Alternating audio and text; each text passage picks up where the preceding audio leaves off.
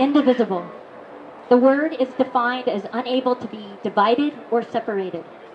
As stated in the indivisibleguide.com, there are more than 6,000 indivisible groups across the nation taking indivisible action in every single congressional district. People like you lead them. People like you build them. Our mission is to fuel a progressive grassroots network of local groups to resist the Donald Trump agenda. As Heather Heyer stated on her Facebook page, if you're not outraged, you're not paying attention. We denounce violence of white supremacy and dedicate this year's Indivisible March in memory of Heather Heyer and all victims of bigotry and oppression. Before I continue my speech and wrap it up, please put your peace symbol up high for everyone to know this is the symbol that everyone should use when they're raising their hand. It's the symbol of peace, it's the symbol of voting, and it is the symbol of victory. Women are the predominant voting bloc in the United States. Today's date, Women's Equality Day, was purposely chosen for the first annual Indivisible March to rally the voting base for future elections. Indivisible is not only about resisting the Trump agenda. Indivisible is a peaceful, progressive movement in solidarity with all like-minded movements, such as the Indigenous movement, Black Lives Matter movement, environmental movement. The list goes on and on. There is a saying, they tried to bury us, they didn't know we were seeds. Today, the Indivisible March is just one of many seeds, but it is powerful if we help it grow. We stand up and we stand together, not only with women, but people of color, Muslims, Jews, immigrants, LGBT individuals, and anybody of conscience to claim our rights as Americans. And certainly, we must fight for the rights of women. When men were writing the health care bill in the Senate, women weren't even given a seat at the table. Did you know that 13 male senators closed themselves off in a secret room to write the bill, making decisions about women's bodies and women's health care? Now with Trump, there's so much that we need to fight for. We need to fight to stop Trump's immoral and useless border wall. We need to fight against a Trump who would pardon a sheriff who discriminates against Latinos. And we need to fight against a Trump who would make a cruel ban on transgender members of the military. Thousands of transgender men and women are proudly serving today, willing to risk everything for our country. Instead of being insulted by the president, they deserve our respect and thanks. As an old CPA, anytime you can get thousands of people to march for anything involving taxes, it makes my heart proud. That's why Elizabeth Warren and I and so many others have co-sponsored the Presidential Conflict of Interest Act and the Presidential Tax Transparency Act. Because we need to go beyond seeing just his personal tax return. We need to see 532 business tax returns. Today we march in solidarity for women and to remember the ratification of the 19th Amendment. We gather here today to remember Heather Heyer, who said, and it's been said here before, but I'll say it again, if you are not outraged, you're not paying attention. I've been asked here to speak about impeachment. Because last July, about 2 months ago, I filed, and I'm the only one to file, articles of impeachment against Donald Trump.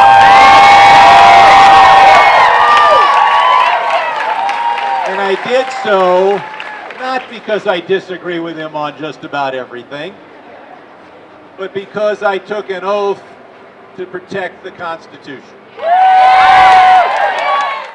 I filed those articles after we had evidence that he had committed the felony of obstruction of justice. Let's review the legal record.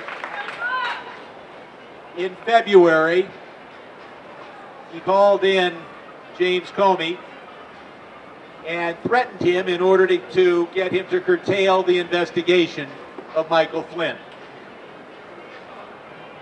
A few months later, he fired Comey and told the world, with Lester Holt being the interviewer on videotape, that he fired him in order to thwart the investigation of Russian collusion.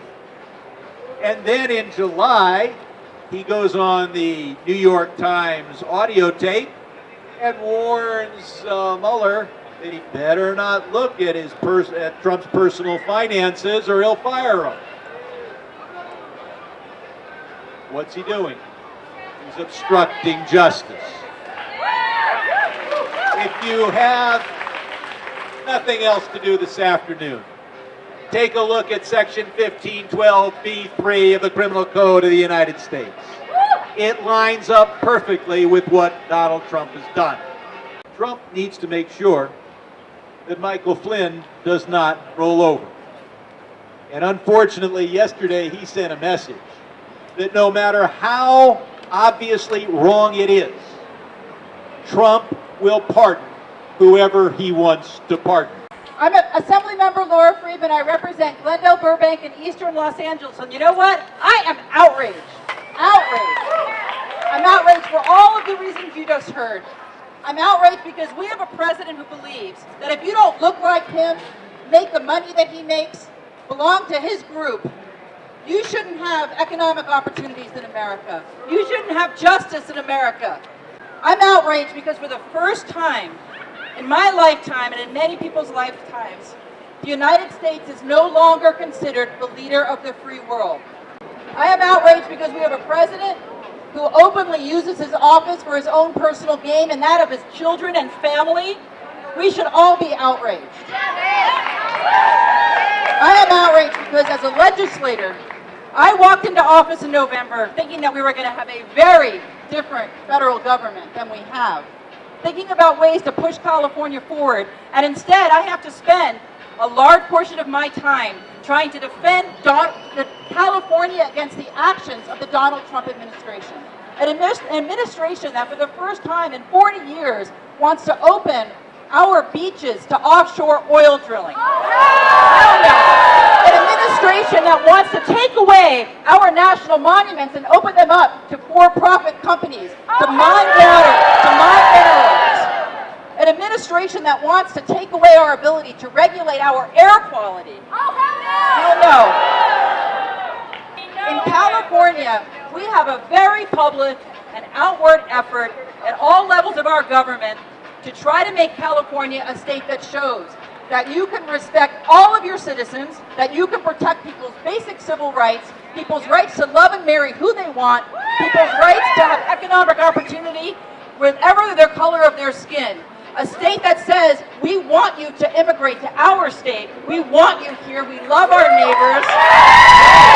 And that has been the message of California for 100 years. If you're paying attention at all, you are outraged right now. If you're paying attention, you're probably angry. You might even be sad, you might be frustrated, you might be hopeless. All of those things are natural. But I'll tell you what's really hard. What's really hard is persistence. That is hard. So I want to challenge all of you to stay persistent, to not give up, even when it looks hard, even when it looks like we're not making a dent. You are all making a huge difference. And I want all of you to be loud. I want you to stay passionate. I want you to keep inspiring your neighbors and your friends and spreading the message. So, and I most of all wanted to thank you for what you're doing, because being here today makes me feel more hopeful. It brings joy to my heart. So peace on, everyone. Thank you, Indivisible. Okay, the first thing we're going to start off by doing is read a statement we got from Heather Heyer's mother, Susan. Sorry, gonna go louder. Okay. And the message she had for us was, well, you're certainly being brave. I would simply say that you're already paying attention and are already outraged. Just be careful, please. We have a certificate. well, you'll see, certificate of recognition from Eric Garcetti, the mayor of Los Angeles, about the march. On March 22nd of 2017, the Nevada legislature became the first state in 40 years to ratify the ERA, and whereas there are still 14 non-ratifying states requiring both houses of a state's legislature to approve during the same session for that state to ratify, which are Alabama, Arizona, Arkansas, Florida, Georgia, Illinois, Louisiana, Mississippi, Missouri, North Carolina, Oklahoma, South Carolina, Utah, and Virginia. And whereas equal means equal, whether it is in marriage, in the workplace for equal opportunity or equal pay, whether it is in class, the hospital, the courtroom, or the voting booth, and the time has come on this 97th anniversary to inspire the 14th remaining unratified states to finally ratify the 19th Amendment for those states and to provide all of the constituents with equal rights. we also want to recognize that intersectionality is important here, that although the 19th Amendment was incredible, it also gave white women the right to vote, and we want to recognize that no one is free until we're all free. So to end the statement, now, therefore, I, Eric Garcetti, as mayor of the city of Los Angeles, hereby recognize August 26, 2017 as Women's Equality Day in the city of Los Angeles, and urge all citizens to celebrate the Indivisible Suffragists' Indivisible March to recognize the 97th anniversary of the 19th Amendment, known as the Equal Rights Amendment.